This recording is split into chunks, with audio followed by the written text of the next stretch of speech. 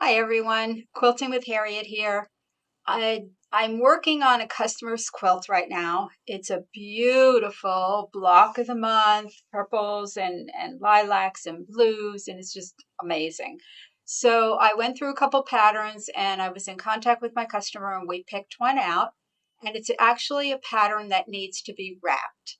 So I thought, let's go ahead and do a little video on how to wrap a pattern edge to edge. So I'm going to turn you around to my tablet and we're going to look and see how to wrap this pattern that I'm going to show you. Okay, so here we go. Zoom in. Right. Now I'm going to get this pattern, file, design, and I already picked it out once, so it's the first one that I have in my memory here, and you can see that I already have my area. It's called Clamshell Feather Edge to Edge, and I believe it's a My Creative Stitches design. So here's my pattern, and it is 10 inches wide by 7.81 in height. Well, I'm going to go ahead and change the size to 10 inches in height. Modify, resize my height, and I'm going to lock it so the width goes with it.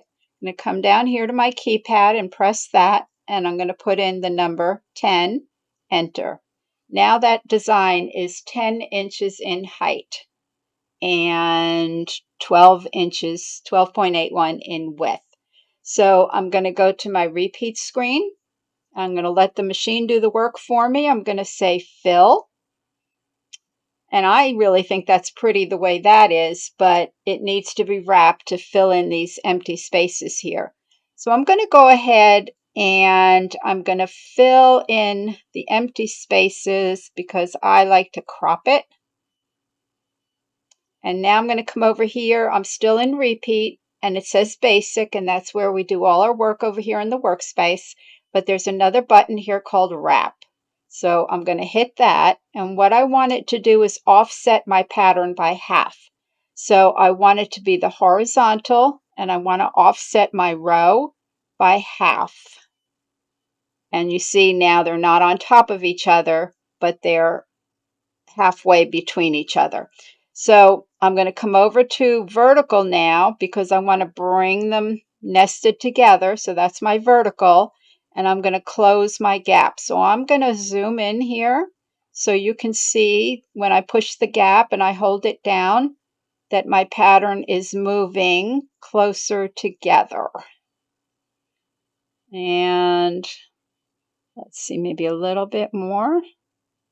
I think I like that. So I'm going to zoom out. Now I have to add extra rows because they really compress together. So I'm going to go back to basic and I'm going to add more horizontal rows. And I'm going to add, I don't need to add any horizontal. I'm going to go modify, crop, get rid of everything on the outside of the area, crop outside, and close my edges. And I think that looks pretty good. The most important thing I'm going to do right now is to baseline. Then I'm going to go File, Save. I don't need to save the workspace or the area because I already set up my pattern. I don't need it anymore. So I'm going to say Save Selected. And I have a file called A Current. I'm going to open that file. There's nothing in there because I clear it after every customer quilt. And I'm just going to hit save. So you can see it says repeat clam. I'm going to hit save.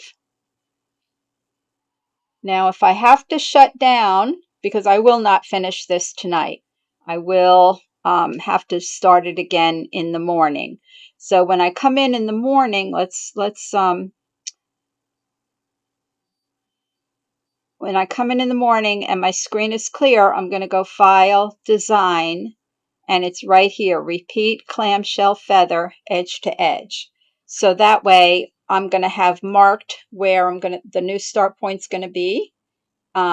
when I get to the end of a row and I want to shut it down, I'm going to mark it and I'm going to tell it to that's where I want to start in the morning.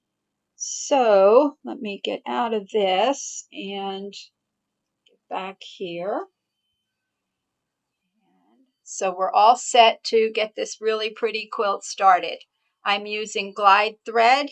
I'm trying a 60 weight. I want the thread just to bury and just see the impression of the quilting. I'm trying the 60 weight on the top and a 60 weight in the bobbin. And I think it'll do just beautiful. So I've already checked my tension. I've already secured my sides. I basted down my sides. I basted the top and the bottom, the top and the sides. And now I'm just ready to hit start. And I can't wait to see what this quilt looks like because I've never used this pattern before, but I love clamshells. And I think it'll be really pretty with all the curves in the pattern, that it's going to give me some movement on the quilt because there's a lot of straight line piecing. So give it a try. Wrap is a really fun tool to use. You always want to offset your rows horizontally, and then you want to close the gap vertically. So as long as you remember that, you should have no problem wrapping your design. And let me know what you try. Give me a thumbs up, please. Give me a like, and I'll see you for the next video. Bye.